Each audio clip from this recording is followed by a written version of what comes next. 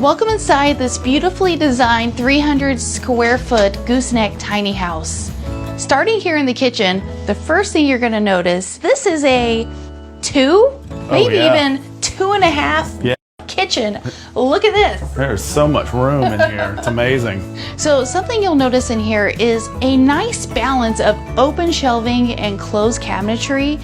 And this is a great small space practice, is to reduce the number of upper cabinets because that can make it kind of feel closed in. This tiny kitchen has full-size appliances from a range to the fridge to a dishwasher. So it is possible in a tiny space. It's just about how you prioritize how you want to use it. And I applaud them for installing this vent hood because that is a must in a tiny space.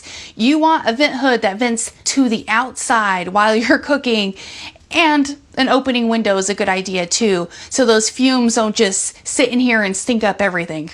This kitchen excels at storage, and my favorite kind of storage, which involves pull-outs. Anything you could put on slides is great in a tiny home, especially for deep spaces. I appreciate the sink size because it is deep enough to put a pot in here and wash it. And that is one of my absolute must-haves for a tiny house. You gotta be able to do that. Any smaller than pot size, too small. So the design in this bathroom is really nice. I really like the tub and the shower. The tub is actually a cast iron tub, and the shower is all subway tile except for like this accent down the center that looks super cool. There's more opportunity in here for storage, and it's all of these walls. So like over here, you could put a couple of shelves, easy peasy. And there's this great full-length mirror over here, which you could do the same thing and create a medicine cabinet out of this too, and it would be really huge.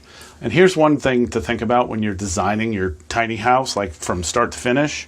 Think about, do you want to be looking at the toilet from your sofa? Because in a house like this, where the toilet is centered on the doorway, that's exactly what you see. So what could have been done here is the sink could have been where the toilet is and put the toilet where the sink is. That way you're just looking at a sink and maybe even the mirror as opposed to looking at the toilet all the time.